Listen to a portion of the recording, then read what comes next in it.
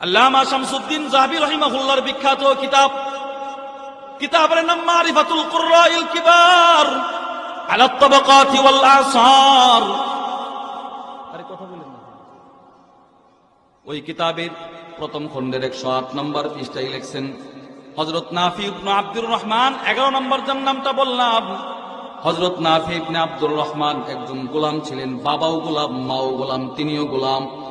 কিন্তু ইমাম শামসুদ্দিন যাহাবী বলেন ইন্না নাফিআন কানা ইযা তাকাল্লাম, হযরত নাফি যখন কথা বলতেন, কথা ইউসাম্মু মিন ফিহি রাইহাতুল মিস্ক, তার মুখ থেকে জান্নাতি মিস্কে আম্বরের সুগন্ধ পাওয়া যেত। আল্লাহু আকবার বলেন। হযরত নাফি যখন কথা বলতেন মুখ থেকে মিস্কে আম্বরের সুগন্ধ পাওয়া যায়।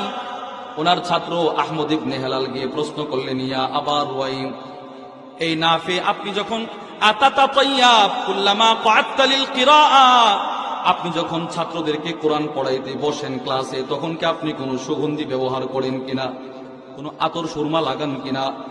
হযরত নাফি বলেন, না না, মা মুসতিবান, না, আমি আমার জিন্দেগিতে কখনো কোনো আতর সুগন্ধি ব্যবহার করি নাই। তো ছাত্র উল্টা প্রশ্ন করলো, তাহলে আপনার মুখ থেকে যে সুঘ্রাণ পাওয়া যায়?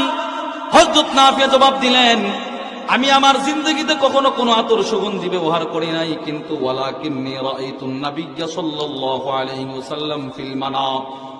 কিরে ছাত্র, তোরা যেহেতু আমার গোপন রাজ সম্পর্কে প্রশ্ন করলি, আজকে আমি আর গোপন রাখতে পারবো না, আমি বলে দিই।